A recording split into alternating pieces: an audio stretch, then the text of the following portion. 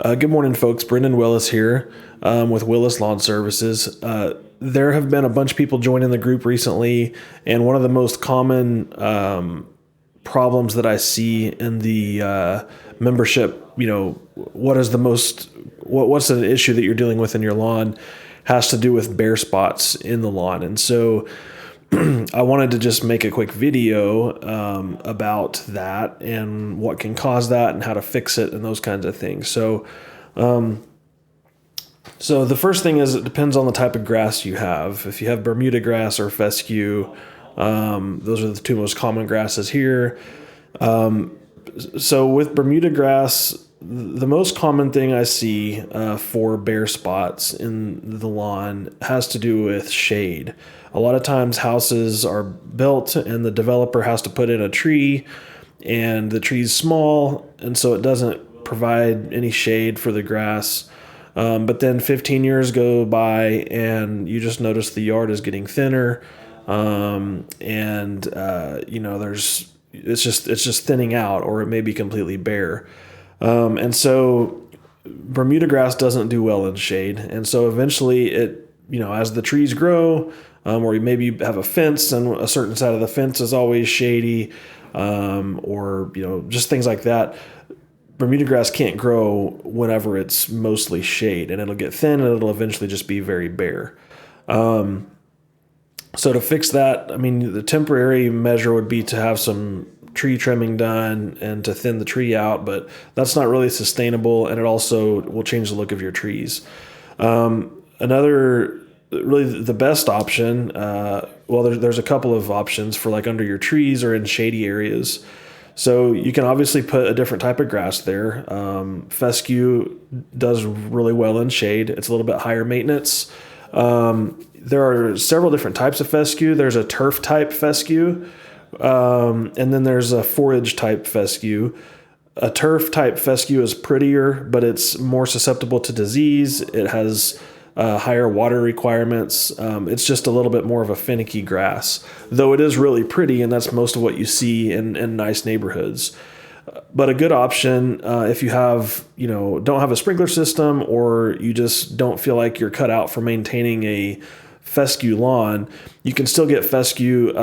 Kentucky 31 is a type of fescue that is used for forage, which just means it's planted in fields, for grazing animals, and it's baled as hay. But you can actually have a lawn with Kentucky 31 fescue. And if you can imagine, if it works in a field where there's no rain, no water for, sometimes a month in the hottest part of the summer, it can do pretty well in your lawn. It's just a little bit rougher of a texture, and so it's just not quite as pretty. But those are, putting fescue down is a good option if you've got some shady areas. You can also put zoysia grass down. It's harder to find. It's not very common in Oklahoma. There's not a lot of lawn companies that accommodate zoysia. I've never seen it sold by seed. I've only seen it sold by sod, and the sod is expensive. But zoysia is great because it does well in sun and shade, and it also spreads itself. So if you get a hole that's dug in it or whatever, just put some dirt in it, and the zoysia will cover the hole back over, just kind of like Bermuda grass. So that's the most common reason that I see for bare spots in a Bermuda grass yard. Now, if you have full sun and you have Bermuda grass and you have bare spots, that can be something else. Most commonly, I would say it has to do with a soil issue underneath.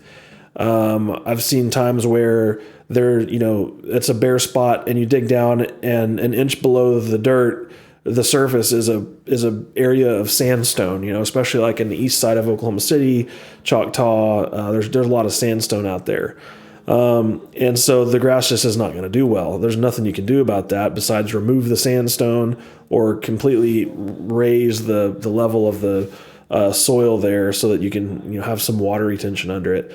Or new neighborhoods, another common thing is, if your house is new, dump truck came and dumped sand for the bricklayer, and the developer didn't clean off the sand and just put sod over the top of it. If you have an area in your yard that's heavily sanded underneath, which I've seen that before, where there was a dump truck load of sand that just got smoothed out, and then the grass put on top of it, and that's not going to do very well. The grass just won't do very well in those spots. But then there's also grub damage you can have, where you'll have bare spots in the spring. You can have a spring dead spot, which is something that comes from. It's a disease that takes place in the fall.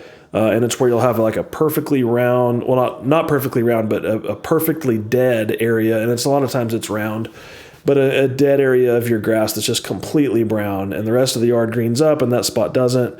And it takes half the summer before it starts to, get green again. That's a disease. So those are some of the common things for Bermuda grass.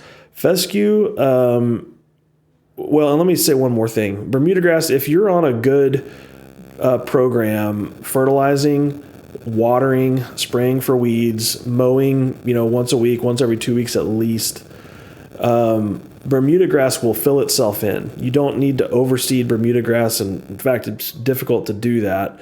But you don't need. Bermuda grass has a way. It has stolons and rhizomes that crawl in, so you can have a bare area.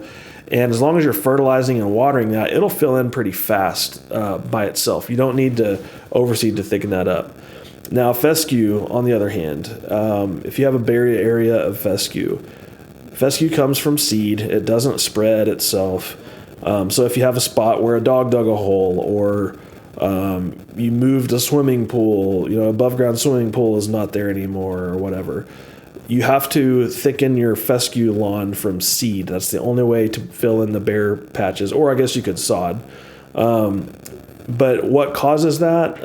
It could be grub damage. It could be drought damage. It could be disease damage. It could be traffic damage. Or it could just be that it was never thick in that spot in the first place. But you'd probably know that if you're writing in curious about why you have bare areas in your lawn now. So those are some of the common things that I've seen. Let me know if you have something that is not one of those issues, because I want to know. I'm trying to keep track of the things I might have missed in this so that I can make another video and cover what other unique situations might cause bare areas in the lawn. So anyways, hope that helped. Have a good day.